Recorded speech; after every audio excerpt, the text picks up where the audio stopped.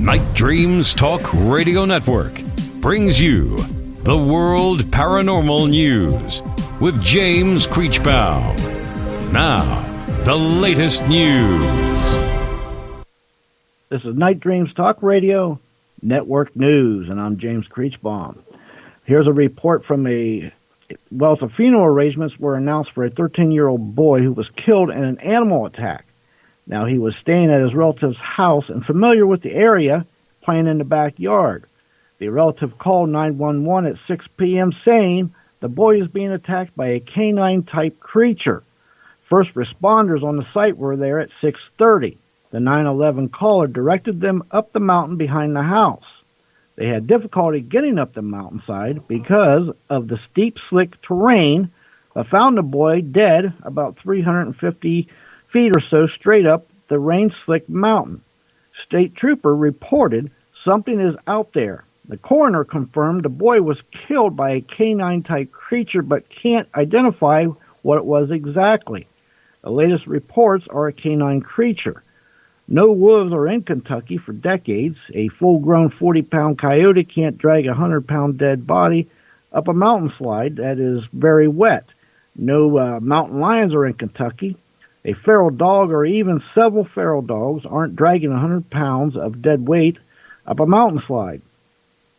Not a bear. Coroner has determined that the cause of death to be a canine-type creature. Investigation is still ongoing. Record high temperatures strip Antarctica of huge amounts of ice. Watch a barren brown desert emerge from the icy continent. It's easy to forget that Antarctica is technically a desert until you see it without snow. A new pair of satellite images shared by NASA's Earth Observatory makes that stark reality clear as ice. NASA's Landsat 8 satellite snapped the two images of Eagle Island. It's a small island off Antarctica's northwest tip, and on February 4th and February 13th of 2020, bookending a period of record high temperatures. Between the two images, a significant amount of island's glacial ice disappeared, revealing huge amounts of the barren brown rock underneath. The melt coincided with not one but two record high temperatures recorded on the Antarctic this month, reminding us that significant melt events like this are becoming more common as global warming continues unchecked. School security camera records ghostly figure after guard reports hearing children's voices. Now, the security guard at the school in Armenia claims to have recorded footage of a ghost or other apparition while he was on duty earlier in February after hearing voices. The alleged ghost sighting occurred just after 6 a.m. on a Sunday morning when the security guard should have been the only person in the building. When the guard checked the security camera footage, he saw this strange white blob that seems to be trying to go through the doorway. The white shape is just about the size of a small child in the video. UFOs or not. Battle of Los Angeles. Today is the 75th anniversary of that event. A web search will tell you, history buffs, that despite the firing of about 1,400 anti-aircraft rounds into the dark skies above Los Angeles in the early hours of February 25, 1942, the city was not under Japanese attack. It was, in fact, visited by alien spacecraft, some say, while the director of the Fort MacArthur Museum in St. Pedro, who is writing a book on the encounter based on research and eyewitness accounts from those firing the anti-aircraft guns, dismisses that conclusion. The notion of extraterrestrial visitors did not come up in contemporary accounts, with most of the claims stemming from single retouched photo of the event published in the Los Angeles Times, and some say the image, which reportedly underwent modifications that would be frowned upon by today's photo editors, shows an unidentified aircraft surrounded by searchlights. One might assume the official account of the incident would lay these theories to rest. One would be wrong. The Navy declared the entire matter a false alarm, but a day later, the War Department, presenting the Army side of the story, claimed at least one and possibly 5 unidentified aircraft were over the city that night. Now, the head of the museum, he goes on to say his research corroborates later findings that the firings likely were directed by inexperienced gunners at weather balloons. Complicating the matter was the recent addition of radar to the anti-aircraft defense system. The new technology was just months past initial field testing. Next news break, top of the hour.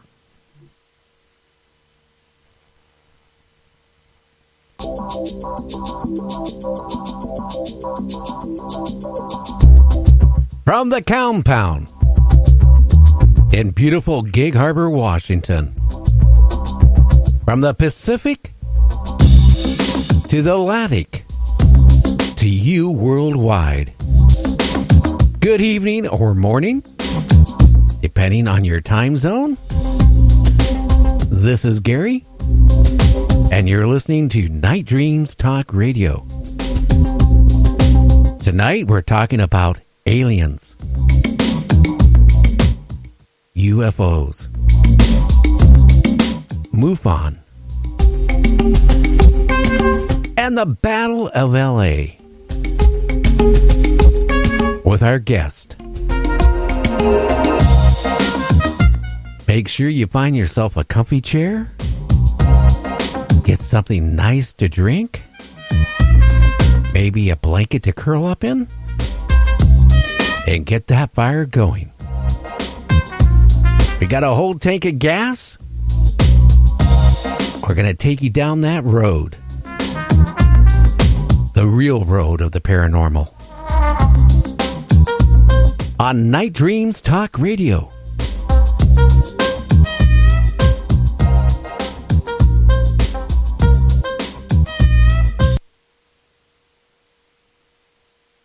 Roof of Broadcasting Building. I'm speaking from the roof of Broadcasting Building, New York City. The bells you hear are ringing to warn the people to evacuate the city as Martians approach. Estimated in the last 2 hours, 3 million people have moved out along the roads to the north. Hutchinson River Parkway is still kept open for motor traffic. Floyd bridges to Long Island hopelessly jammed. All communication with Jersey Shore closed. Oh. Well, hi, Jeff. This is Gary from Night Dreams Talk Radio. How you doing, my friend? Are you having a great evening? I am so far. How are you tonight, Gary? I am doing real well. Today, I was talking just a little bit, for about 10 minutes. The Center of Disease. Did you hear what they came out with today? Yeah, it's getting really scary. Oh, yeah. If you go to their website, which they're telling people they should do, they tell you the symptoms about it. They tell you basically it's going to disrupt the American population. Now, that makes me wonder what is going to maybe happen, because I haven't seen anything out of all my years coming out of the Center of Disease like this type of statement today. Well, not only that, you have to kind of consider that there's actually been more deaths from the flu this year than from the coronavirus. And, while this sounds very deadly, 2% of the people, I believe, 2.3% of the people have died from it, which is pretty serious considering the number of people that have come down with it. But the flu that's going around right now is no joke either, and could possibly be even more serious than the coronavirus is, which, let's face it, all colds are a coronavirus. This is just a mutated, warped version of the coronavirus that happens to affect people very severely, especially elderly people or younger people and people with pre-existing medical conditions. So, yeah, it can be very serious, especially since they're not really sure the way it spreads, how it spreads, and how long it stays alive in different forms of the way it's spreading. So, yeah, well, a lot to learn from it. Yeah, what I got scared about is what they say. The Center of Disease is saying to people, if you can work out of your home versus going into your work, do that. If you can do your job over the telephone, do that. Then they go into... Well, they haven't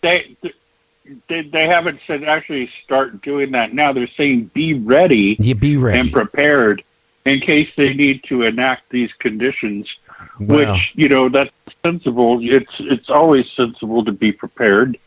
Out here in California, we're always prepared for earthquakes or things like that. So, yeah, being prepared is sensible. Having a plan of action, having supplies on hand, definitely being more aware of washing your hands and not touching your face, I would really recommend. But other than that, I wouldn't recommend any form of panic right now or overblowing the situation as it is. There's only 57 cases in the United States right now, and they're, well under control that we know of. That's the problem. Now, things could change, obviously, overnight, but we sure hope that doesn't happen. What I think is more dangerous is the attitude by some that it will go away when the weather changes, or, we don't know. And to assume something like that is not being very thoughtful on the subject, I don't believe. Yeah. Now, have you been onto the Center of Disease website today? No, I really don't. Okay, I'm saying they're not telling people be prepared. They're telling people now what I just said, that, that wash your hands, do this, and be prepared for major disruption with American population. Yeah, be prepared, but those measures aren't going into effect yet. Not yet. And yes, they've been saying all along, wash your hands. That's old news. That's been going on for a couple of weeks now. They've been stressing how important that is. And it is. That's, one of the most important ways you can keep from spreading the disease is to wash your hands frequently, don't touch your face, and stay 6 feet or more away from anyone that has any symptoms. Oh, I will tell you this. That's wise advice. Yeah, if you don't, then the other thing is the flu, they said, is going around pretty bad this year. And last year, I got my flu shot. I was gonna tell you, I've never had a flu shot. Last year, the doctor talked me into it, and he goes, "Well, you know what? You're a senior citizen now, Gary.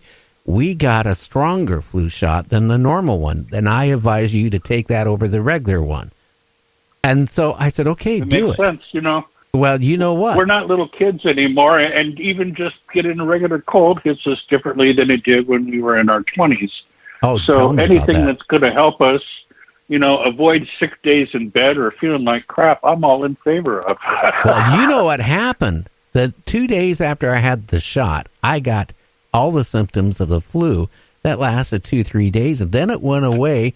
A month later, I got the flu, the worst flu I've ever had. It was like 12 to 13 days. I couldn't even get out of bed.